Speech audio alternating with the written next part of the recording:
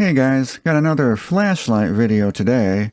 This is the Ray-O-Vac Sportsman, and yeah, it's a long boy. It takes 7 D-size batteries, so I imagine this is going to be pretty heavy when it's fully loaded. It even has a carry strap, so you can sling it over your shoulder.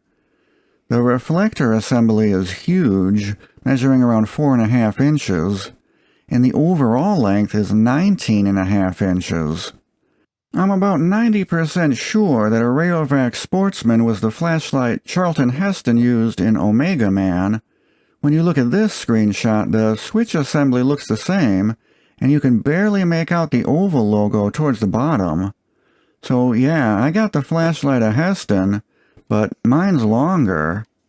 What's neat about this one is it's modular. You can unscrew it into sections to break it down, like if you wanted to stash it into a backpack or something. The end piece here is a little one-round extension.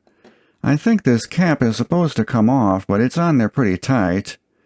If you wanted to, you could screw the end cap directly to the main body and convert it into a shorter flashlight, kind of like the one in Omega Man. You would have to swap out the bulb to do this, though, as the voltage drops when you reduce the battery count. Anyway, let's see if this thing will light up. I don't normally keep D-cell batteries around. I've been switching over to these AA to D adapters, but I don't have 7 of those, so I had to raid your wife's dresser drawer to get these. They're a mixed match set, and some of them are kind of old, but I tested them all out, and they're all in the green, so we should be okay. Here's 1, 2, 3, 4, 5, 6, and for the last one, I'm going to have to load it into the extension first and then screw it down. Oh yeah, this thing has got some heft to it now. Feels kind of like a melee weapon. Now I wouldn't want to get hit over the head with it. Alright guys, prepare to be blinded by the light. What? Oh, come on, man. I wanted to do Omega Man reenactments with this. I got the velour tracksuit and everything. Alright, I guess we're going to have to take it apart. To get at the bulb, the whole reflector assembly is spring-loaded, and the lens is retained with this flat spring. So I'll remove this, and then carefully release the spring tension so the reflector doesn't yeet out of there. Here's our reflector. I don't see any corrosion on it. And then this huge-ass spring. Look at the size of this thing. It's got some kind of insulation at the bottom end.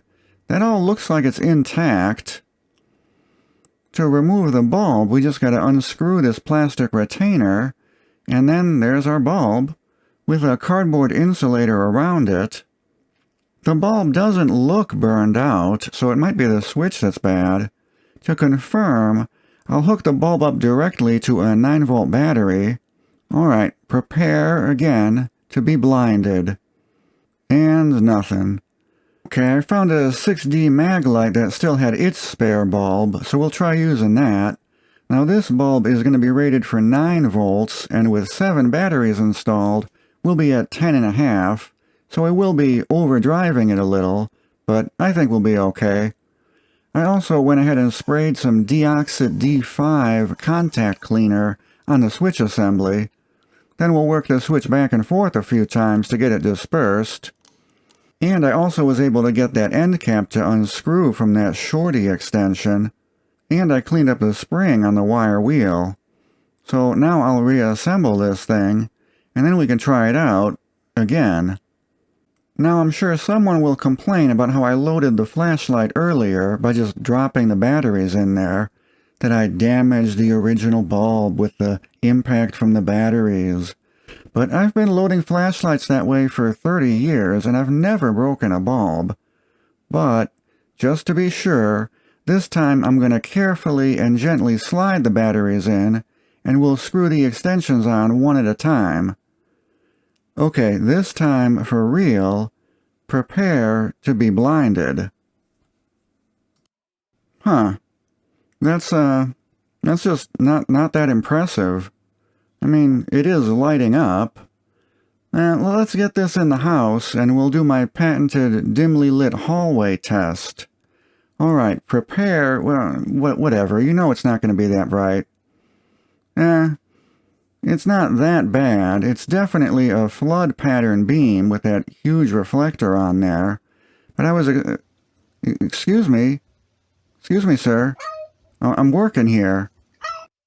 Here's the Ray-O-Vac compared to a 30 lumen Streamlight and like a 200 lumen Surefire CR123. If you watch the bottom of the screen, the Ray-O-Vac still illuminates the foreground even when the beam is pointed all the way down the hall. So it may not be as bright as a modern light, but that flood pattern spreads the light around everywhere. Still, I don't think I'm going to be able to be Omega Man with this and use it to hunt vampires after the apocalypse. I did do an outdoor test too to compare the beam throw. The Ray-O-Vac is actually on par with the Surefire in terms of beam distance, which is interesting. Yeah, there's a reason everything's going to LEDs and lithium batteries nowadays, when you can get the same output from a little guy like this. The Ray-O-Vac is still a cool relic. I'm not going to be using it on the regular, but it will look cool hanging up on my wall somewhere. And don't worry, I'll put those batteries back in your wife's dresser later. Thanks everyone for watching. Be sure you're subscribed for future videos. I cover a lot of unusual stuff on this channel. See you later. Bye.